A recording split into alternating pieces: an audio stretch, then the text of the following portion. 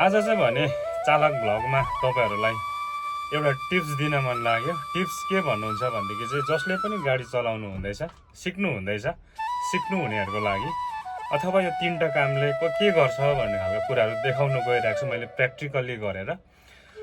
Escalator, brake, clutch तीनटाको कुरा देखाउन गइरहेको छु। यो तीनटाबाट मान्छे बहुत कन्फ्युज हुन्छ फर्स्ट सिक्दै गर्दाखेरि र यसको तीनटाको तरिका र तीनटालाई चाहिँ कसरी गर्ने र तीनटाको काम के हो भन्ने खालको कुराहरु सिकाउन गइरहेको छु। ल हेर्नुस् ल अहिले भने चाहिँ मेरो यहाँनिर गाडी अफ छ, स्विचमा ल्याए मैले टक्कै। अब अहिले BS4 6 चाहिँ यो सेन्सर हुन्छ, टक टक टक तीनपल्ट आवाज आउँछ। तीनपल्ट आवाज आएकोले गर्दाखेरि चाहिँ आवाज आइन्जेल चाहिँ राख्नु पर्यो, त्यहाँदेखि चाहिँ त्यो चाहिँ स्टार्ट राम्रो हुन्छ। अनि अर्को कुरो यहाँनिर ह्यान्ड ब्रेक हुन्छ हाम्रो पछाडि, यो ह्यान्ड ब्रेक यसलाई डाउन गर्नु पर्यो। यो अप ह्यान्ड ब्रेक अपमा आयो भने चाहिँ ह्यान्ड ब्रेक लागेको छ र यसलाई डाउन गर्नु पर्यो। र मैले अब तल थिचे, मैले यहाँ देखाउनु लागि चाहिँ सजिलोको लागि चाहिँ खोलिरहेको छु र स्टार्ट गर्दाखेरि मैले थिचेर गरे, स्टार्ट भयो। र अब मैले 1 नम्बर लगाएँ है। मेरो गाडी 1300 मा छ है, गाडी 1300 मा छ। र यो भयो एस्केलेटर, यो भयो ब्रेक, यो क्लच भयो। यो तीनटामा 1300 मा चाहिँ मैले यो नथिची गाडी रोकिरहेको छु है। र यो छोड्यो भने गाडी कुदिहाल्छ नि त।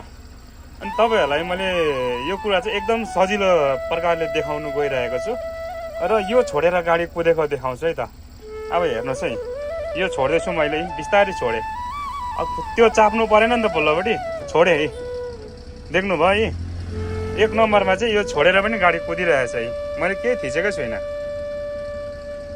अब 2 नम्बर लाउनु पर्यो। अनि टक्कै अब यो थिचे, अब यहाँनिर लगाएँ मैले। अब मेरो गाडी खाली छ, 2 नम्बरमा पनि बिस्तारै छोडे। 2 नम्बर लगाए गाडी हिँडिरहेको छ नि त। तपाईहरुलाई कन्फ्युज नहोस् भनेर चाहिँ मैले देखाएको।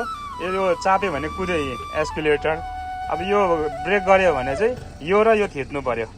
त्यसैले गर्दाखेरि चाहिँ मैले एडभाइस दिन चाहेको, यसको एस्केलेटर, ब्रेक, क्लच तीनटाको काम के हो र कसरी गर्छ भन्ने खालको कुरा बुझाइरहेको छु र अरू कुरा देखाउँछु अहिले।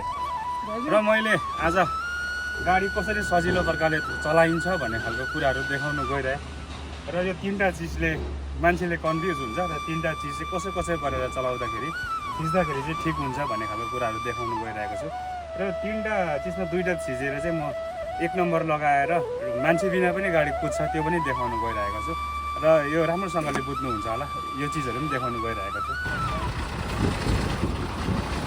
अब चाहिँ यस्तो हो नि त पारा,